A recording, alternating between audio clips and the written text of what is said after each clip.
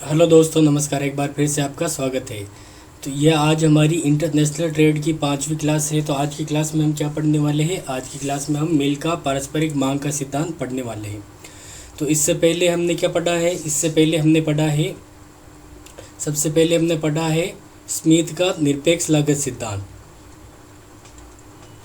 और दूसरा हमने पढ़ा एडम स्मिथ का हमने पहला पढ़ा। दूसरा हमने पढ़ा रिकार्डो का सापेक्ष या तुलनात्मक लागत सिद्धांत, और तीसरा हमने पढ़ा हेबरलर का अवसर लागत सिद्धांत। तो ये तीनों सिद्धांत हमने पढ़े। पहला जो हमारा सिद्धांत था उसकी मान्यता क्या थी? दो देश, दो वस्तुएं और उत्पादन का एक साधन था।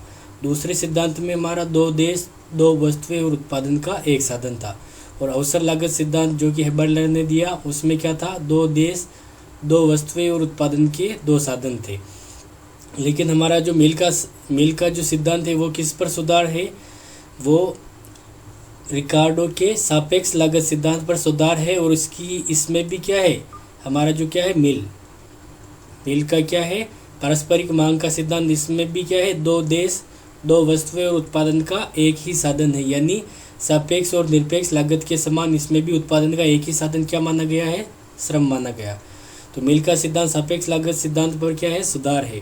तो हम सीधा अपना टॉपिक स्टार्ट करते हैं। अब देखिए मिल का पारस्परिक मांग का सिद्धांत। तो देखिए प्रतिपादन जेएस मिल ने कब किया? 1948 में। ये सन याद रखना, ये इंपॉर्टेंट है, क्रोनोलॉजी से रिलेट क्वेश्चन बनता है। और रिकार्डो की आलोचना पर आधारित है। मिल का जो सिद्धांत किसकी आलोचना पर आधारित है? रिकार्डो की आलोचना पर आधारित है। और देखिए जो मिल का पारस्परिक मांग सिद्धांत है, इसकी प्रभावी व्याख्या किसने की? मार्शल और एजवर्थ ने प्रस्ताव वक्र की सहायता से की। और आगे देखिए रिकार्डो ने क्या किया? ये जो सिद्धांत है रिकार्डो की आलोचना पर आधारित, तो रिकार्डो ने क्या किया? रिकार्डो ने केवल यह दिखाया कि व्यापार शर्त व्यापार करने वाले देशों की घरेलू कीमत रेखा के बीच में है, परंतु यह नहीं बताया कि वास्तविक व्यापार शर्त रेखा क्या होगी। तो देखिए रिकार्डो ने क्या बताया? जैसे देखिए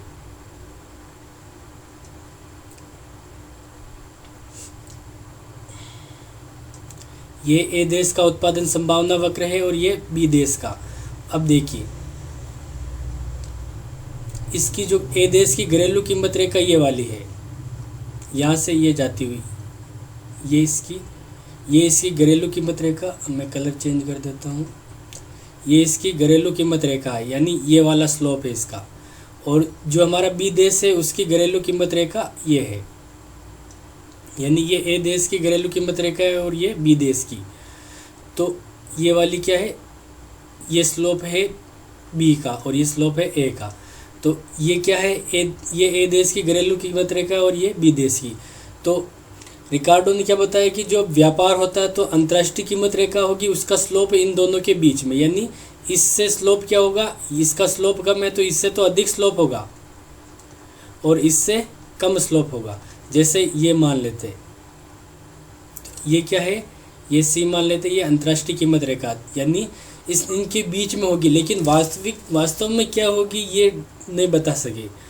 उन्होंने केवल यही बताया कि इन दोनों के बीच में होगी। तो देखिए ये नहीं बता सके कि वास्तविक कीमत रेखा क्या होगी, वास्तविक व्यापार शर्त रेखा क्या होगी, ये नहीं बता सके। और देखिए रिकार्डो ने मांग पक्ष की उपेक्षा की।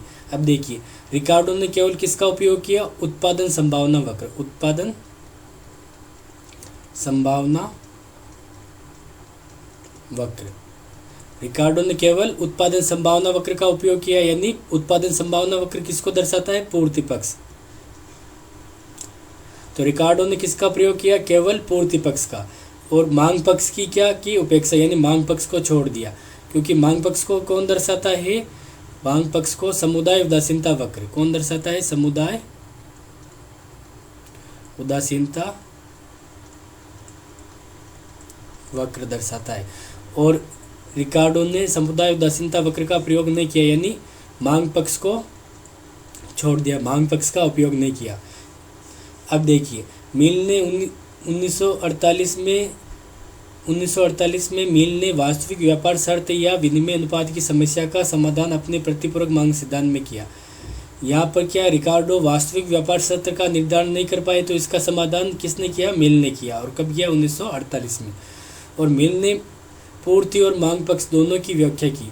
मिल ने जैसे प्रस्ताव वक्रों का उपयोग किया, तो प्रस्ताव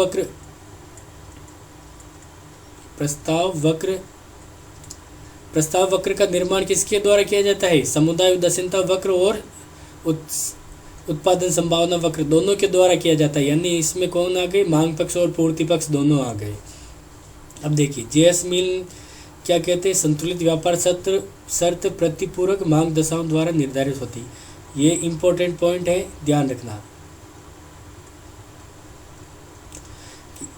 संतुलित व्यापार शर्त किसके द्वारा निर्धारित होती है? तो प्रतिपूरक मांग दशाओं द्वारा, ये ध्यान रखना है। अब देखिए प्रतिपूरक मांग क्या होती है? तो देखिए दो व्यापाररत देशों की अपने उत्पाद के पदों में एक दूसरे के उत्पाद के लिए मांग की सापेक्ष शक्ति तथा लोच। देखिए जैसे एक देश जैसे ए देश है, ए देश एक्स वस्तु का उत्पादन कर रहा है, तो एक्स वस्तु की मात्रा एक्स वस्तु के बदले वह वाई वस्तु जो कि बी देश उत्पादित कर रहा है, इसकी कितनी मात्रा की डिमांड करता है। जैसे ये एक्स वस्तु की 10 इकाइयों का निर्यात करना चाहता है, 10 इकाइयों का एक्सपोर्ट करना चाहता है, तो इसके बदले में यह वाई वस्तु की कितनी इकाइयों की डिमांड करता है, तो ये क्या कहलाती है? प्रतिपूरक मांग कहलाती है। अब देखिए अपने पारस्परिक मांग के सिद्धांत की व्याख्या करने के लिए मिल ने पहले रिकार्डो के तुलनात्मक लागतों के सिद्धांत को पुनः प्रस्तुत किया।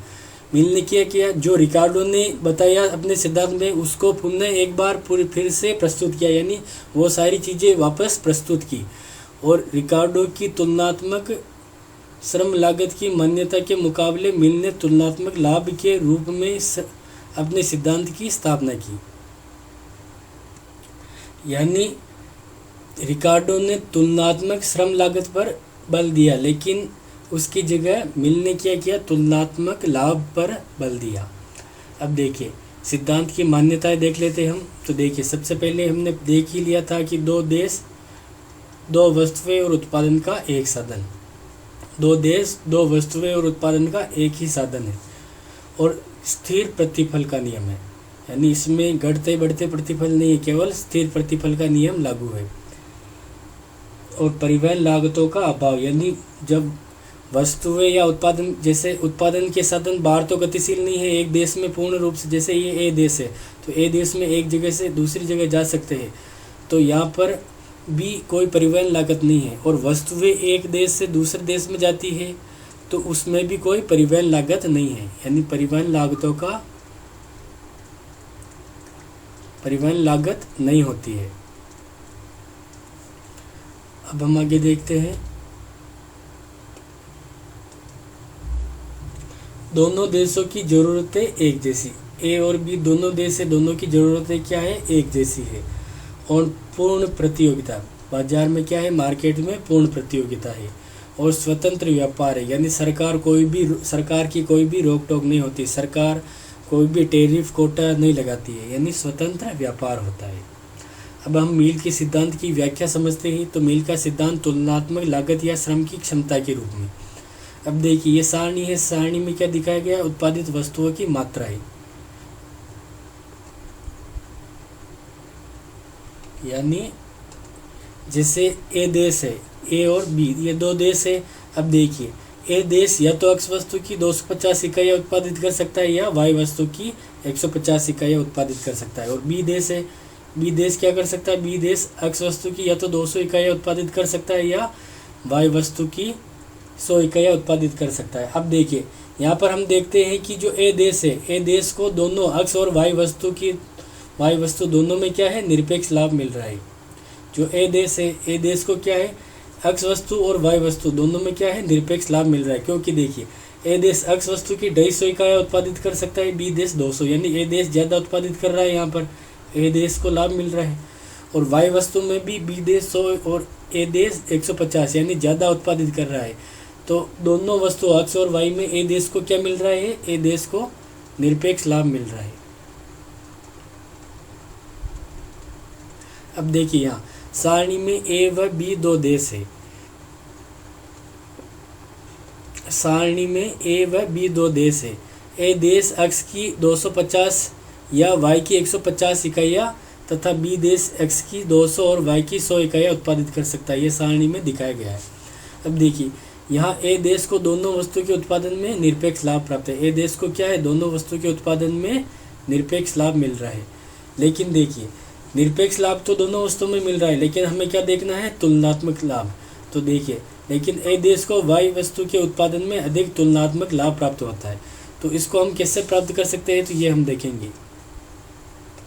तो देखिए ए देश को किस वस्तु के उत्पादन में अधिक तुलनात्मक लाभ मिल रहा है, तो इसकी हम तुलना करके यहाँ पर देखिए, यहाँ पर हमने क्या निकाला, तुलनात्मक लागत अनुपात। यहाँ पर हमने क्या निकाला, तुलनात्मक लागत अनुपात। तो देखिए तुलनात्मक लागत अनुपात में क्या किया हमने, 200 में 250 का भाग दिया, 200/250। और हमने दूसरा भाग, ये एक्स वस्तु के लिए है और वाई वस्तु के लिए हमने दिया 100 में 150 का भाग। तो देखिए ऊपर हमने क्या लिया, ऊपर हमने लिया बी देश का और नीचे हमने लिया ए देश का। अब देखिए हमारी जो ये वैल्यू है, ये वैल्यू कितनी आई, ये 0.8 आई और ये वैल्यू हमारी आई 0.66। इसको हम 0.80 मान लेते, तो हमारी ये वैल्यू ज़्यादा आई। यानी एक्स वस्तु में क्या है, एक्स वस्तु में ये हम देख रहे हैं ए देश के लिए, ए देश कि ए देश को ए देश के लिए किस वस्तु में अधिक तुलनात्मक लागत है या कम तुलनात्मक लागत है, ये हम देख रहे हैं। तो ए देश के लिए देख रहे हैं, तो ए देश की जो भी वस्तु की मात्रा है वो हम बटेवा में रखेंगे। तो देखिए ए देश को क्या है, एक्स वस्तु में अधिक लागत आ रही है तुलनात्मक लागत और वाई वस्तु में कम तुलनात्मक लागत आ रही है। तो यानी ए देश किसका उत्पादन करेगा, वाई वस्तु का। और इसी प्रकार बी देश किसका उत्पादन करेगा, बी देश एक्स वस्तु का उत्पादन करेगा। किसका, एक्स वस्तु का उत्पादन। तो देखिए ए देश को वाई वस्तु में क्या है, अधिक तुलनात्मक लाभ प्राप्त है, क्योंकि हमने देखा है कि ये हमारा क्या है, एक्स वस्तु है और ये हमारा वाई वस्तु का है। तो एक्स वस्तु में अधिक लागत आ रही है तुलनात्मक लागत और वाई वस्तु में कम है, यानी वाई वस्तु में अधिक तुलनात्मक लाभ मिल रहा है। तो ए देश क्या करेगा, वाई वस्तु का उत्पादन करेगा, वह एक्स वस्तु का आयात करेगा। क्या करेगा, एक्स वस्तु का आयात। अब देखिए बी देश के लिए हम देखते हैं, तो बी देश को एक्स वस्तु में तुलनात्मक हानि कम है, अतः वाई का उत्पादन करेगा। बी देश को क्या है, एक्स वस्तु में, बी देश को क्या है, एक्स वस्तु में तुलनात्मक हानि कम है, तो क्या करेगा, एक्स वस्तु का उत्पादन करेगा। ये किसका, एक्स वस्तु का उत्पादन करेगा और वाई का आयात, वाई का आयात करेगा। तो मैं ये आपको एक बार वापस समझाता हूँ। हम समझते हैं कि किस प्रकार बी देश एक्स वस्तु का उत्पादन करता है या उसमें उसकी तुलनात्मक हानि कम है। तो हमें क्या निकालना है, बी देश का। तो हम क्या निकालेंगे, A/B, यानी बी देश का निकालना है। तो सबसे पहले हम एक्स वस्तु का लिखेंगे, तो एक्स वस्तु का क्या आएगा, 250/200। और इसमें क्या आएगा, वाई वस्तु के लिए 150/100। तो देखिए इसमें क्या आएगा, इसमें आएगा 1.25 और वाई वस्तु में क्या आएगा, इसमें आएगा 1.5। तो वाई वस्तु में क्या है, अधिक लागत आ रही है, अधिक तुलनात्मक लागत किसमें है, वाई वस्तु में अधिक है। तो एक्स बी देश के लिए क्या है, एक्स वस्तु को उत्पादन करने में अधिक क्या है, या इसको मान लेते हैं न्यूनतम तुलनात्मक हानि है। इसमें क्या है, न्यूनतम हानि है, न्यूनतम हानि है। इसको हानि तो दोनों वस्तुओं में है, क्योंकि क्या है, इसको देखिए इसका अनुपात 100 से 1 से ऊपर जाएगा, 1 से ऊपर जाने पर क्या आएगी, हानि आएगी। तो इसको हानि तो दोनों वस्तुओं में, लेकिन न्यूनतम हानि किसमें है, इसमें है। तो ये इसका उत्पादन करेगा। तो बी देश क्या करेगा, बी देश एक्स का उत्पादन करेगा और वाई का क्या करेगा, आयात करेगा। ये ध्यान रखना है। अब हम आगे देखते हैं। अब देखिए ए देश वाई का उत्पादन करेगा और एक्स का आयात करेगा, ये हमने पिछले पेज पर पढ़ लिया है। और बी देश एक्स का उत्पादन करेगा, वह वाई का आयात करेगा। तो ये तो हमने पिछले पेज पर पढ़ लिया। अब देखिए, अब हम देखते हैं घरेलू विनिमय अनुपात। हम क्या देखते हैं, घरेलू विनिमय अनुपात। तो देखिए हम पिछले पेज पर ही देख लेते हैं घरेलू विनिमय अनुपात सारणी में। अब देखिए घरेलू विनिमय अनुपात निकालना है तो देखिए ए देश के लिए घरेलू विनिमय अनुपात क्या है, तो देखिए 250 का भाग किस में देना है, 150 में। यानी हमें क्या करना है, y बटेवा x करना है। घरेलू विनिमय अनुपात निकालना है y बटेवा x, यानी 150 बटेवा 250, तो ये कितना है 0.6 आया। और बी देश में घरेलू विनिमय अनुपात क्या है, 100 बटेवा 200, यानी 100 बटेवा 200, तो ये कितना आया है, ये आया है 0.5। तो देखिए इसका क्या मतलब है कि जो ए देश है एक्स की एक इकाई, जो ए देश है एक्स की एक इकाई का उत्पादन कर सकता है या वाई की 0.6 इकाई का उत्पादन कर सकता है। और जो हमारा देश बी है वो एक्स की एक इकाई का उत्पादन कर सकता है या वाई की 0.5 इकाई का उत्पादन कर सकता है। तो देखिए एक्स की एक इकाई का उत्पादन तो दोनों कर रहे हैं, लेकिन एक्स की एक इकाई के बदले ए क्या है, वाई की 0.6 इकाई उत्पादित कर रहा है और बी है वाई की 0.5 इकाई उत्पादित कर रहा है। यानी ए ज़्यादा इकाई उत्पादित कर रहा है, इसीलिए ए क्या करेगा, ए वाई का उत्पादन करेगा। ये हमने वैसे पहले ही देख लिया है।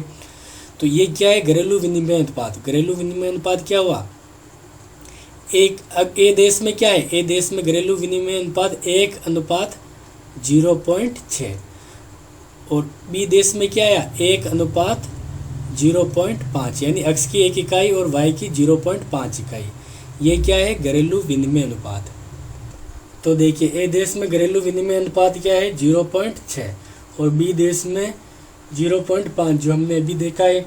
अब देखिए ए देश में 0.6 का क्या मतलब है, एक्स की एक इकाई का उत्पादन कर सकता है या वाई की 0.6 इकाई का उत्पादन कर सकता है। और बी देश एक्स की एक इकाई का उत्पादन कर सकता है या वाई की 0.5 इकाई का उत्पादन कर सकता है। तो ऐसी स्थिति में क्या करेगा कि ए देश वाई का उत्पादन करेगा क्योंकि ये ज़्यादा उत्पादन कर पा रहा है, और जो बी देश है वो एक्स की एक इकाई का उत्पादन करेगा, यानी एक्स का उत्पादन करेगा। अब देखिए इस प्रकार व्यापार की शर्तों की सीमा, अब देखिए हम देखेंगे व्यापार की शर्तों की सीमा क्या है। तो देखिए एक देश में व्यापार की शर्तों की सीमा क्या है, 1 एक्स और अनुपात क्या है 0.6 वाई, यहाँ पर इसी से हमने निकाला। और बी देश में क्या है 1 एक्स अनुपात 0.5 वाई, ये है बी देश में। अब देखिए अतः व्यापार शर्त क्या है, 1 एक्स के बदले 0.6 से 0.5 वाई के बीच है। अब देखिए अभी हमने देखा कि जो हमारा ए देश है, ए देश में क्या है अनुपात क्या है 1:0.6 और बी देश में 1:0.5 है। तो ये तो है एक्स की एक इकाई के बदले क्या है वाई की, ए देश तो 0.6 उत्पादित कर रहा है और बी देश 0.5। तो एक्स की एक इकाई की जो विनिमय होगा, एक्स की एक इकाई, एक एक्स की इकाई का विनिमय किसके बीच होगा 0.5 से 0.6 के बीच में। वाई की कितनी 0.5 से 0.6 के बीच में। और 0.5 कौन उत्पादित कर रहा है, बी देश, और 0.6 ए देश उत्पादित कर रहा है, ये ध्यान रखना है। अब देखिए बी देश एक्स वस्तु की एक इकाई के बदले, अब देखिए एक्स का उत्पादन कौन कर रहा है, एक्स का उत्पादन बी कर रहा है। तो अब एक्स का निर्यात भी कौन करेगा, बी। तो बी एक्स की कितनी एक इकाई का निर्यात, एक्स की एक इकाई।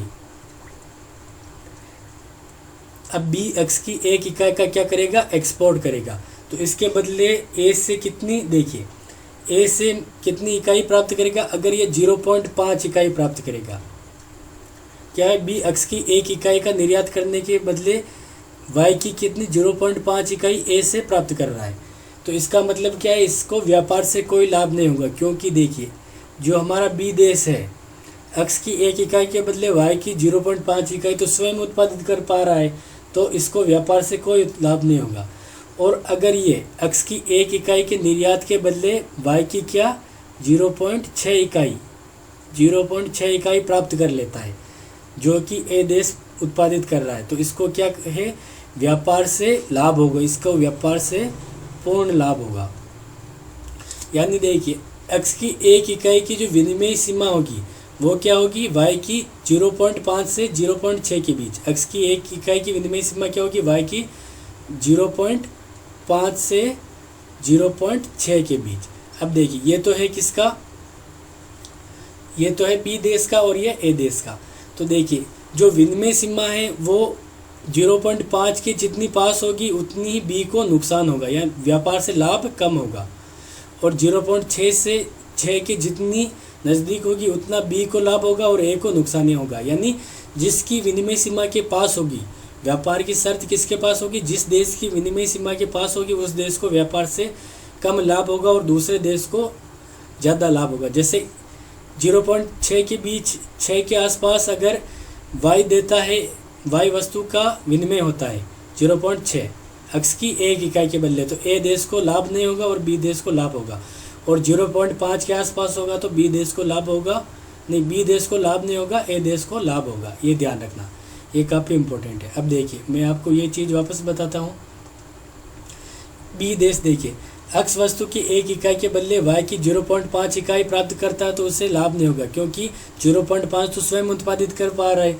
और x वस्तु की एक इकाई के बदले 0.6 y की प्राप्त करता है तो उसे व्यापार से लाभ होगा, क्योंकि वह 0.5 ही उत्पादित कर सकता है और उसको 0.6 मिल रही है तो उसको व्यापार से लाभ हो रहा है।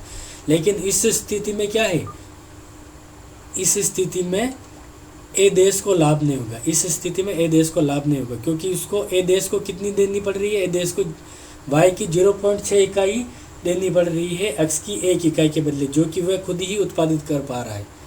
यानी एक देश का लाभ बढ़ेगा तो दूसरे देश का लाभ घटेगा। अब देखिए आगे, व्यापार की शर्तें, जिस देश के घरेलू विनिमय अनुपात की अधिक पास होगी उसे व्यापार से कम लाभ होगा। यानी अगर व्यापार की शर्तें 0.6 के पास होगी तो ए देश को कम लाभ होगा और 0.5 के पास होगी तो बी देश को कम लाभ होगा। तो यहाँ तक हमने अच्छे से समझ लिया है। अब हम आगे समझते हैं।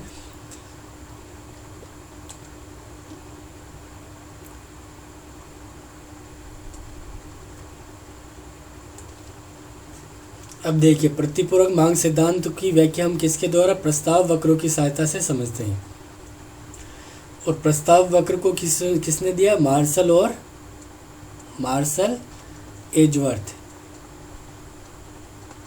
एजवर्थ ने प्रस्ताव वक्रों को दिया। अब देखिए, एक देश का प्रस्ताव वक्र आयातों की मांग के बदले निर्यातों की देय मात्रा को दर्शाता है। यानी एक देश का, जैसे ए देश का प्रस्ताव वक्र क्या दर्शाता है कि ये आयातों की मांग के बदले निर्यातों की कितनी मात्रा देना चाहता है। जैसे यहाँ पर x वस्तु है, यहाँ पर y वस्तु है, तो ये क्या है, ये एक माना कि ये ए देश का प्रस्ताव वक्र है। तो ए देश किसका, y वस्तु का उत्पादन करेगा और x वस्तु का आयात।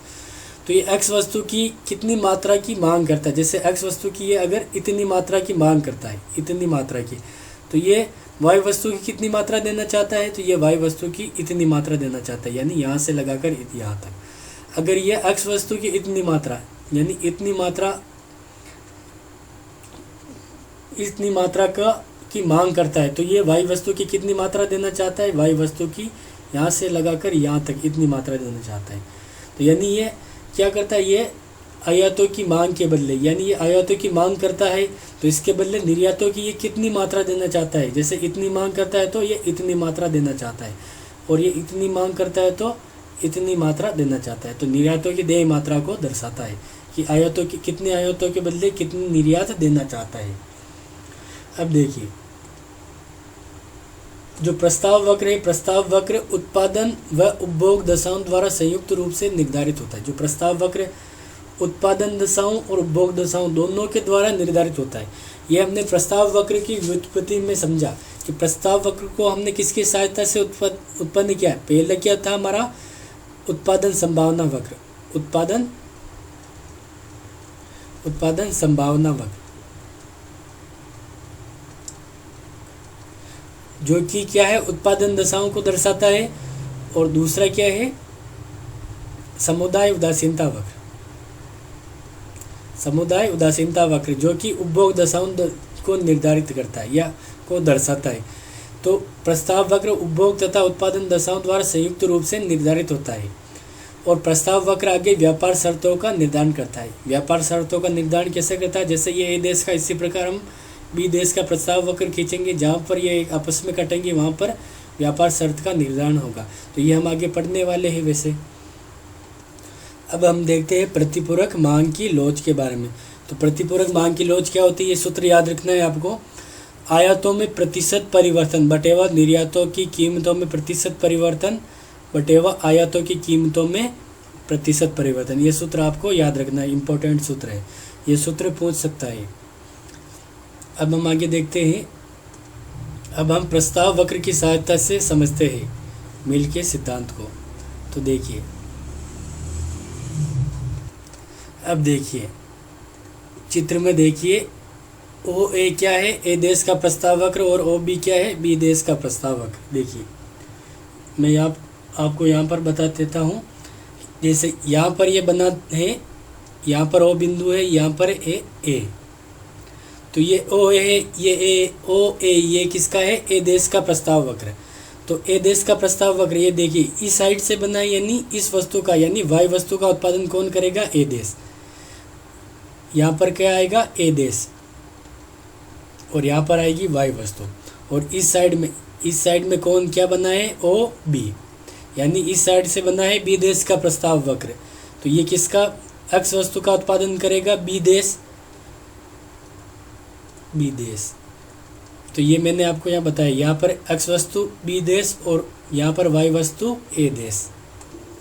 अब देखिए घरेलू विनिमय अनुपात OA1 व OB1 के बीच है। देखिए OA1, ये वाली जो रेड लाइन है ये ए देश का घरेलू विनिमय अनुपात है, और ये OB1 बी देश का घरेलू विनिमय अनुपात है।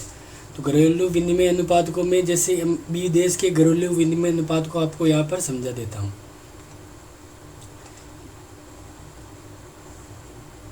जैसे यहाँ पर ये क्या है, OB1, ये बी देश का घरेलू विनिमय अनुपात, यहाँ पर एक्स वस्तु, यहाँ पर वाई वस्तु। बी देश किस वस्तु का एक्स वस्तु का उत्पादन करता है और वाई वस्तु का आयात। लेकिन ये क्या है, घरेलू विनिमय अनुपात वाली लाइन है, यानी जो हमारा बी देश है, बी देश जो अक्ष वस्तु की इतनी मात्रा है, या तो अक्ष वस्तु की इतनी मात्रा का उत्पादन कर सकता है या वायु वस्तु की इतनी मात्रा का उत्पादन कर सकता है, ये बताता हमें घरेलू विनिमय अनुपात। जैसे अक्ष वस्तु की या तो इतनी अक्ष वस्तु की मात्रा का उत्पादन करे, या देखिए यहाँ पर जैसे मैंने ये त्रिभुज बना दिया, तो देखिए या तो इतनी मात्रा में वाई का उत्पादन करे या इतनी मात्रा में एक्स का। तो यहाँ पर एक्स का उत्पादन ज़्यादा हो रहा है, इसलिए ये क्या करता है, एक्स का उत्पादन करता है और वाई का क्या कर लेता है, आयात। और देखिए जैसे ये इसका क्या है, प्रस्ताव वक्र है बी, तो देखिए ये इतना तो उत्पादन कर पा रहा था, लेकिन अगर ये व्यापार करता है तो इतनी एक्स्ट्रा उसे व्यापार से मिलती है, जबकि उत्पादन खुद इतना ही कर पा रहा है और व्यापार करता है तो इतनी एक्स्ट्रा मिल रही है। और वैसे व्यापार शर्त जैसे ये हमारा क्या है, बी देश का है, बी देश का प्रस्ताव वक्र, तो व्यापार शर्त रेखा यहाँ पर आती है, तो यानी उसको और अधिक यानी इतना एक्स्ट्रा मिलता है। इस प्रकार इसको क्या है, वाई वस्तु के आयात में और अक्ष वस्तु के उत्पादन करने में अधिक लाभ मिलेगा, तो इसीलिए ये क्या करता है, व्यापार करता है। अब देखिए ये क्या है, OB1 बी देश की क्या है, घरेलू विनिमय अनुपात है OB1, और OA1 ए देश का घरेलू विनिमय अनुपात। अब देखिए संतुलित व्यापार शर्त क्या है, OP। संतुलित व्यापार शर्त क्या है, OP। ये जो लाइन जा रही है OP, जहाँ पर क्या है, दोनों प्रस्ताव वक्र देखिए, जहाँ पर ये दोनों प्रस्ताव वक्र एक दूसरे को काट रहे हैं, जैसे ये OA और ये OB आपस में कौन से बिंदु पर काट रहे हैं, P बिंदु पर। तो ये हमने OP को मिला दिया, तो OP क्या हो गई, OP हो गई हमारी संतुलित व्यापार शर्त, यानी व्यापार की शर्तों का निर्धारण कहाँ पर हुआ, OP पर।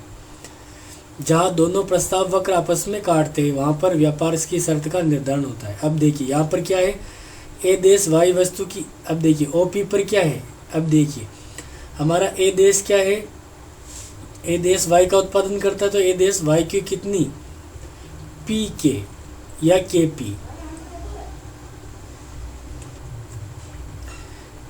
ए देश वाई की केपी मात्रा का क्या करता है, निर्यात, और किसके बदले, ओ के एक्स वस्तु की मात्रा की आयात के बदले। देखिए ए देश वाई वस्तु की केपी मात्रा का क्या करता है, निर्यात, और इसके बदले में एक्स वस्तु की ओ के मात्रा प्राप्त करता है।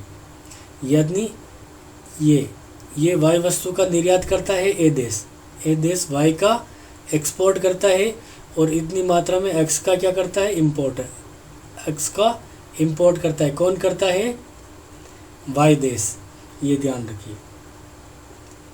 अब देखिए, अब हम समझते हैं व्यापार से लाभ का वितरण। तो देखिए ए और बी देश को व्यापार से किस प्रकार से लाभ होता है, ये हम देखते हैं। तो देखिए ए देश को किस प्रकार से लाभ होता है। तो देखिए हमारा जो ए देश है, ये ए देश की घरेलू विनिमय अनुपात रेखा है OA1। अब देखिए ए देश क्या करता है, जो ए देश क्या करता है, वाई का उत्पादन करता है, तो वाई वस्तु की इतनी मात्रा के बदले क्या करता है, एक्स वस्तु की इतनी मात्रा की मांग करता है। ये कौन कर रहा है, ए देश क्या करता है कि एक्स वस्तु की इतनी मात्रा प्राप्त करने के लिए वाई वस्तु की इतनी मात्रा देना चाहता है। लेकिन वास्तव में व्यापार शर्त रेखा क्या है यहाँ पर, तो उसको क्या करना पड़ता है, वाई वस्तु की कितनी मात्रा देनी पड़ती है, वाई वस्तु की केवल इतनी मात्रा ही देनी पड़ती है, यानी इतनी मात्रा उसको कम देनी पड़ती है। तो यानी ये जो आर पी के बराबर है वो क्या है, इसका व्यापार से लाभ है। देखिए बी देश पी एस, ए देश को हम देख रहे हैं, तो ए देश आर पी के बराबर लाभ, ए देश को आर पी, ये जो है आर पी, मैं आर पी आपको बता देता हूँ, ये हमारा आर बिंदु है और ये हमारा पी बिंदु है, यानी यहाँ से लगाकर यहाँ तक इतना उसको क्या है, व्यापार से लाभ होता है इसको, ए देश को। देखिए ए देश आर पी के बराबर लाभ है, क्योंकि देखिए एक्स की ओ के इकाइयाँ प्राप्त करने के लिए वाई की आर की मात्रा देना चाहते हैं। एक्स की इतनी मात्रा प्राप्त करने के लिए वाई की इतनी मात्रा देना चाहता है, लेकिन वास्तव में वह इतनी मात्रा ही देता है, यानी इतनी कम मात्रा देता है, जो कि उसका क्या हो गया, व्यापार से लाभ हो गया। अब देखिए, अब हम बी देश का देखते हैं। देखिए बी देश पी एस के बराबर लाभ कमाता है, पी एस, यहाँ पर ये हमारा एस बिंदु है और यहाँ पर पी बिंदु है, यानी पी एस हमारा जो बी देश है, बी देश एक्स वस्तु की ओ के मात्रा, इतनी मात्रा के बदले कितनी मात्रा प्राप्त करना चाहता है, केवल के एस, यानी इतनी मात्रा प्राप्त करना चाहता है, लेकिन उसको मिल कितनी रही है, इतनी मात्रा मिल रही है, यानी इतनी मात्रा उसका क्या है, व्यापार से लाभ। ये क्या है, ये वाली जो मात्रा है इसको क्या किससे दर्शाया गया है, पी एस से। तो देखिए व्यापार से लाभ को मैं आपको एक बार वापस समझाता हूँ। तो देखिए ये हमारी क्या है, ये हमारी है ए देश की घरेलू कीमत रेखा, और ये हमारी बी देश की घरेलू कीमत रेखा है, और ये वास्तविक व्यापार शर्त रेखा है। तो देखिए ये वाला जो पार्ट है ये क्या है, ए देश का व्यापार से लाभ है, और ये वाला जो पार्ट है ये क्या है, बी देश का व्यापार से लाभ है। अब देखिए माना कि व्यापार शर्त रेखा इसके बदले ये वाली होती, तो इसमें क्या हुआ कि ए देश का लाभ कम हुआ और बी देश का लाभ बढ़ गया।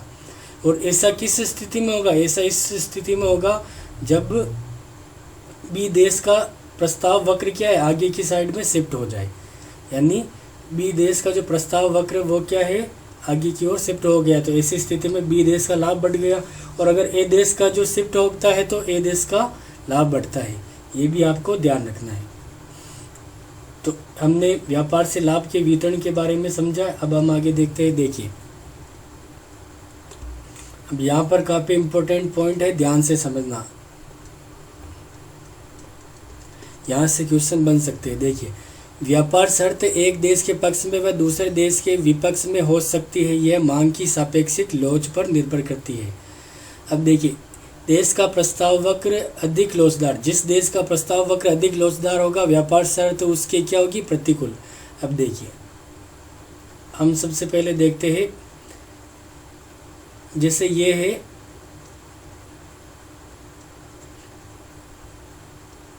बी देश का प्रस्ताव वक्र। तो ये क्या है, ये अधिक लोचदार है और जैसे जैसे ये ऊपर शिफ्ट होगा इसकी लोच क्या होगी, कम। ये अधिक लोच है, इस पर कम लोच है और इस पर और कम लोच है, सबसे कम लोच इस पर है। जैसे जैसे ये किसका है, इस साइड में बी देश, ये बी देश का प्रस्ताव वक्र है। तो ये जैसे जैसे ऊपर की ओर शिफ्ट होगा वैसे वैसे क्या होगी, लोच कम होती जाएगी। तो अगर ये प्रस्ताव वक्र होगा तो बी देश को व्यापार से कम लाभ होगा, यानी व्यापार की शर्तें इसके प्रतिकूल होगी। अगर बी देश का प्रस्ताव वक्र ये है तो व्यापार की शर्तें इसके प्रतिकूल होगी। अगर बी देश का प्रस्ताव वक्र ये है तो इसकी व्यापार की शर्तें इसके क्या होगी, अनुकूल। क्योंकि यहाँ पर क्या है, यहाँ पर क्या है, अधिक लोचदार, यहाँ पर क्या है, लोचदार, और यहाँ पर प्रस्ताव वक्र क्या है, बेलोच। बेलोच यानी अधिक, ये जो सीधा होता है वो क्या है, बिल्कुल बेलोच, और ये क्या है, पूर्णतया लोचदार। तो जैसे जैसे जितना अधिक समानांतर होगा उतना अधिक लोचदार होगा और जितना लंबवत होगा उतना अधिक बेलोच होगा। अब देखिए, जैसे ये इस प्रकार ए देश का प्रस्ताव वक्र ये इस प्रकार आएगा तो इसकी लोच भी इस प्रकार कम होती जाएगी, इसमें भी इस प्रकार लोच कम होगी। यहाँ पर अधिक लोच है और यहाँ पर कम लोच है। तो लोच जितनी कम होगी, प्रस्ताव वक्र की लोच क्या है, अधिक होगी, तो उस देश को व्यापार की शर्त उसके प्रतिकूल होगी, और प्रस्ताव वक्र कम लोचदार है तो व्यापार की शर्तें उसके अनुकूल होगी। अब देखिए, एक देश व्यापार शर्त को दूसरे देश के घरेलू विनिमय अनुपात की तरफ खिसका दे तो उसका लाभ बढ़ेगा। अब देखिए, ये लाइन मैं आपको समझाता हूँ। अब देखिए, यहाँ पर हमने क्या ली है, एक्स अक्ष पर एक्स वस्तु और बी देश का प्रस्ताव वक्र ये हमने लिया, क्या लिया, ओ बी, और वाई अक्ष पर हमने क्या लिया है, वाई वस्तु और ए देश का प्रस्ताव वक्र क्या लिया, ओ ए। और इस प्रकार ये दोनों आपस में इस बिंदु पर पी बिंदु पर काटते हैं, तो ओ पी क्या है, हमारी व्यापार की शर्त रेखा। अब देखिए, एक देश व्यापार शर्त को दूसरे देश के घरेलू विनिमय अनुपात की तरफ खिसका दे तो उसका लाभ बढ़ेगा। अब देखिए, ये हमारा क्या है, ए देश का घरेलू विनिमय अनुपात ओ ए वन, और ये हमारा बी देश का घरेलू विनिमय अनुपात ओ बी वन। अब माना कि जैसे देखिए, बी देश है, बी देश क्या करता है,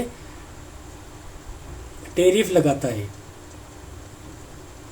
बी देश टैरिफ लगाता है ए देश से आयातों पर। तो इससे क्या होगा कि ए देश, बी देश का जो प्रस्ताव वक्र वो क्या है, ऊपर की ओर शिफ्ट होगा इस प्रकार से। तो ये आपस में कहाँ पर काट रहे हैं, इस बिंदु पर, ये मान लेते हैं हम क्यू बिंदु पर। अब देखिए, व्यापार की शर्त क्या हो गई, अब व्यापार की शर्त ये हो गई, व्यापार की शर्त ओ पी से क्या हो गई, ओ क्यू। अब देखिए, व्यापार की शर्त ओ क्यू हो गई, और ये किस देश के घरेलू विनिमय अनुपात की तरफ किसकी, ये ए देश की तरफ, ये ए देश है तो ए देश की तरफ किसकी, और बी देश से कहाँ गई, दूर गई। तो जिस देश के पास आएगी उसको क्या होगी, हानि, यानी ए देश को क्या होगा, नुकसान, और बी देश को क्या होगा, लाभ। देखिए, एक देश व्यापार शर्त को दूसरे देश के घरेलू विनिमय अनुपात की तरफ खिसका दे, यानी बी ने क्या किया, बी देश ने क्या किया, व्यापार शर्त को ए देश की तरफ खिसका दिया। तो इससे क्या होगा, बी देश को लाभ होगा और ए को हानि। तो ये काफ़ी इम्पोर्टेंट पॉइंट है, ध्यान रखना। तो आशा करता हूँ कि ये क्लास आपको अच्छी लगी होगी, और मिलते हैं अगली क्लास में। तो धन्यवाद, आज की क्लास में इतना ही।